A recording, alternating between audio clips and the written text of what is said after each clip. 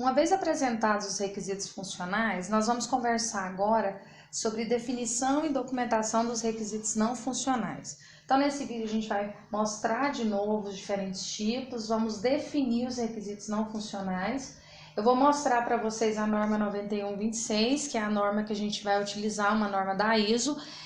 Nós vamos utilizar para documentar os requisitos não funcionais.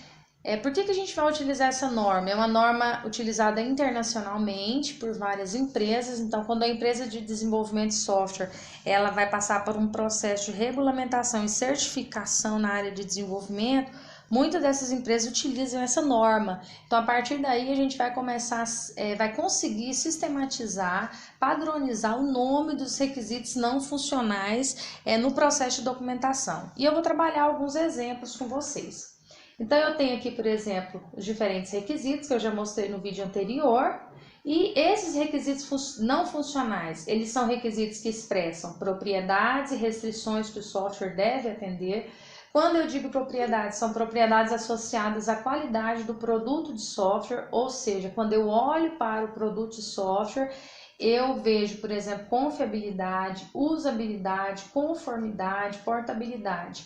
Então, eu vou definir melhor essas características agora para vocês, mas quando eu falo que eu olho para o produto de software e identifico esses requisitos não funcionais, eu só quero que fique claro que por trás de um requisito não funcional existem um ou vários requisitos funcionais implementados. Por exemplo, para mim conseguir ter a usabilidade de um sistema, ou seja, o sistema tem que ser fácil de usar, ele tem que se adaptar à necessidade do usuário, isso é um requisito não funcional. Só que para ele funcionar, para que ele seja entendido, o sistema seja entendido como usabilidade, eu tenho que ter, por exemplo, a função de aumentar fonte, diminuir a fonte, mudar a cor do plano de fundo, mudar a cor da letra. Então, isso é só para reforçar que por trás de um requisito não funcional, existiu um ou vários requisitos funcionais implementados, que são serviços. Os requisitos não funcionais são qualidades específicas que o software deve ter e podem ser mais críticos do que os requisitos funcionais. Então, alguns autores dizem que os requisitos não funcionais eles são considerados mais críticos. Por que eles são considerados mais críticos? Porque quando eu olho a interação humano-computador, que a gente já estudou na disciplina anterior, essa interação ela é facilitada ou dificultada em função do quanto o usuário consegue utilizar. Ou seja, ele tem um celular que tem Android, ele utiliza bem o aplicativo, ele tem um celular que tem outro aplicativo, que tem outro sistema operacional.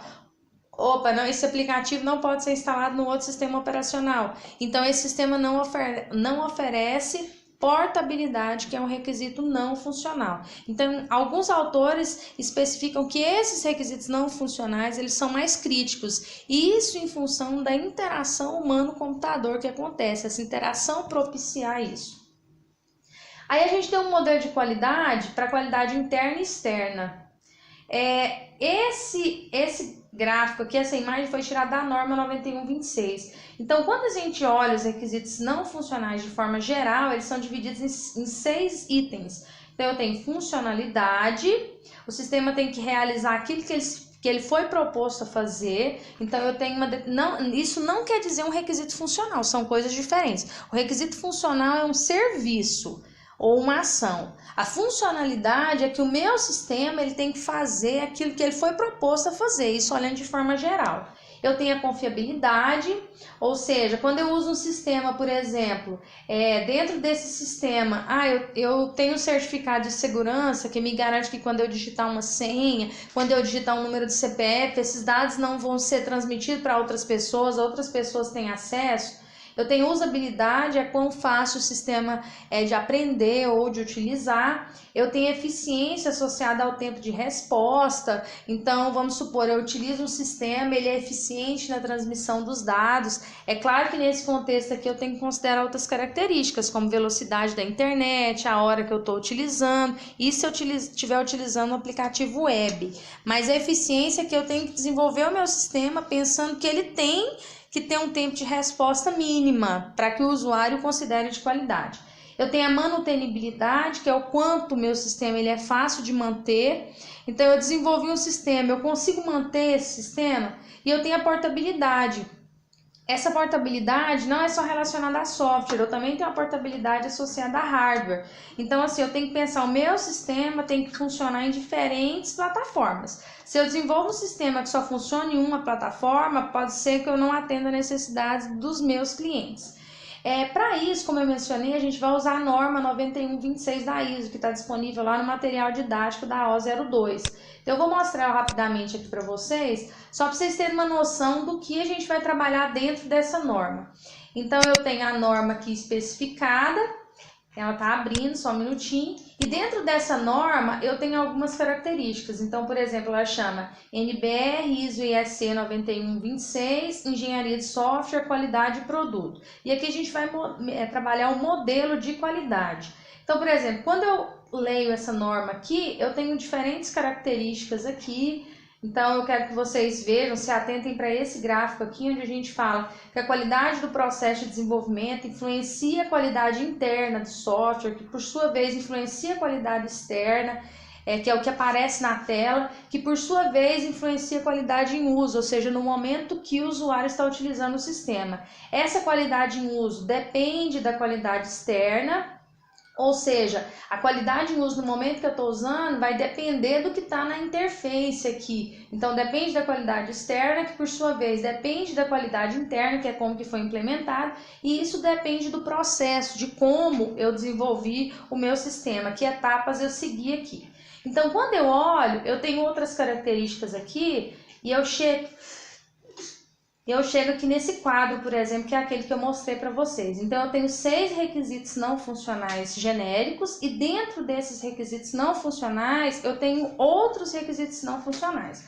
Por exemplo, eu tenho lá a interoperabilidade, que faz parte de funcionalidade. Então, a funcionalidade do meu sistema tem que oferecer aquilo que foi proposto a oferecer. Quando eu olho interoperabilidade, eu tenho que desenvolver o meu sistema pensando que esse sistema vai interagir com outros sistemas. Eu desenvolvo um sistema que vai interagir com o sistema da Receita Federal, que já está implementado. Eu desenvolvo um sistema que vai interagir com o sistema externo, que seria, por exemplo, o correio, que já está implementado. Esse mesmo sistema ele tem que interagir com o sistema externo, que seria, por exemplo, o sistema do SPC Serasa. Então, quando eu penso nessa característica, esse requisito não funcional, que trabalha com a interação de sistemas externos, chama acurácia, interoperabilidade, desculpa. A acurácia está relacionada ao tempo de resposta. Então, quando eu tenho um tempo de resposta, eu quero pensar nas características desse meu tempo de resposta. Esse tempo de resposta ele tem que ser eficiente. Então, nesse contexto, eu estou pensando na acurácia. Então, isso é uma característica bastante importante. Quando eu penso em confiabilidade, por exemplo, eu tenho tolerância a falhas e recuperabilidade. Quando eu vejo recuperabilidade, vamos pensar na seguinte característica. Você está utilizando o sistema e tem um formulário ali com uma sequência de informações que tem que ser preenchidas. E dá uma queda de energia. E quando dá essa queda de energia, você já tinha preenchido ali mais de 20 informações. E quando a energia volta, que você acessa novamente, as informações foram perdidas e você tem que digitar tudo de novo. Então, essa característica, ela está associada à recuperabilidade. Então, para que o meu sistema tenha qualidade, considerando o requisito não funcional, confiabilidade, eu tenho que pensar na recuperabilidade. Dentro da usabilidade tem, por exemplo, aqui operacionalidade, o sistema tem que ser fácil de operar, então tem que desenvolver pensando nessa característica. A eficiência tem, por exemplo, comportamento em relação ao tempo, meu sistema tem que ser eficiente, considerando as características que estão envoltas ali. A manutenibilidade. Aí tem uma característica chamada, por exemplo, modificabilidade. É fácil modificar o meu sistema? Uma adequação? É fácil realizar alguma alteração nesse sistema? Eu tenho, por exemplo, portabilidade e eu tenho, vamos supor aqui, adaptabilidade. O meu sistema adapta, por exemplo, eu utilizo um sistema em um celular maior e um celular menor. esse sistema se adequa a esses tamanhos de celulares ou o tamanho da tela do próprio computador, que isso a gente chama de responsividade, né, que é a capacidade do sistema de se adaptar ao tamanho da tela e outras características. Então, o meu sistema que eu desenvolvi, eu tenho que pensar na adaptabilidade. Então, como eu falei, eu tenho 6 requisitos não funcionais genéricos que influenciam diretamente na qualidade interna e na qualidade externa, que só lembrando, por sua vez, influencia na qualidade em uso. Esses 6 requisitos não funcionais, cada um deles tem uma sequência de sub-requisitos não funcionais. Então, esses conceitos aqui de baixo se juntam e complementam esse conceito. Esses conceitos se juntam e complementam esse conceito. Então, vocês vão ver na norma que existe uma definição para cada um dos itens aqui. Então, o que vocês vão ter que fazer? Na parte do template, onde for documentar os requisitos não funcionais, vocês vão ter que ler, entender a definição e, a partir dessa definição, olhar o contexto e as características do seu sistema e mostrar como que isso pode ser documentado lá. Eu vou mostrar um exemplo à frente só para vocês terem uma noção de como seria isso. Então, eu tenho alguns exemplos naquele mesmo sistema acadêmico, isso aqui lembrando que também é a parte do sistema lá do template que vocês vão documentar. Vamos supor que eu considero como sendo requisito não funcional mais crítico, então eu vou colocar RNF01, aí vamos supor que eu considere a portabilidade.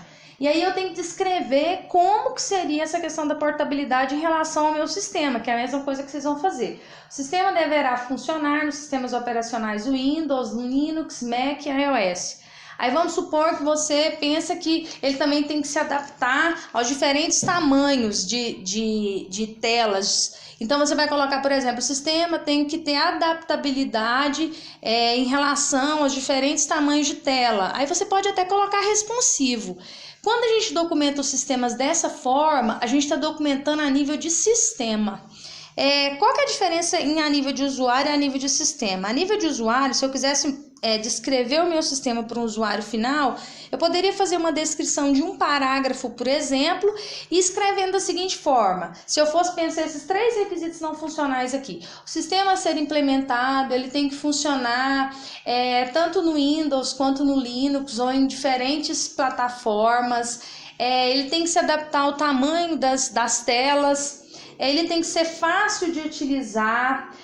Nessa facilidade de utilização, ele tem que possibilitar mudar a cor, a cor da fonte, a cor do fundo, do texto, além de comunicação em libras e áudio, e ele tem que possibilitar a integração com outros sistemas. Então, eu escreveria um parágrafo dessa forma. Isso seria requisitos a nível de usuário, ou seja, eu estaria descrevendo o sistema de forma que um usuário comum, que não tem muito conhecimento na área de TI, pudesse entender. Quando eu descrevo a nível de usuário, eu não estou utilizando jargões técnicos ou jargões muito específicos da área.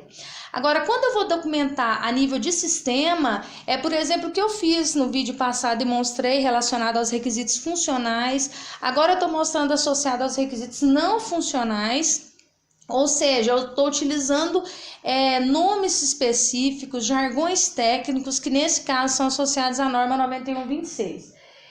Voltando aqui, eu tenho um exemplo de requisito não funcional, isso voltado para o meu sistema, que é a mesma coisa que vocês vão fazer relacionada ao sistema que vocês escolherem para a O02. Então, eu tenho usabilidade. Como que isso vai ser aplicado nesse sistema acadêmico? O sistema deverá ter opções de aumentar a fonte, mudar a cor de fundo e do texto, além de opções de comunicação em libras e por áudio. Aqui, possivelmente, tem pessoas com tipo de deficiências específicas. Outro requisito não funcional seria interoperabilidade. O sistema será integrado a outros sistemas. Então, lá na documentação que vocês forem fazer do sistema de vocês, os requisitos não funcionais, não adianta só colocar o nome dos requisitos não funcionais. Você tem que especificar como esse requisito não funcional vai se aplicar, por que ele é importante. E observem que aqui que os nomes que foram usados não são só esses 6 aqui. Eu usei nomes que também são subcaracterísticas desses requisitos não funcionais aqui descritivos.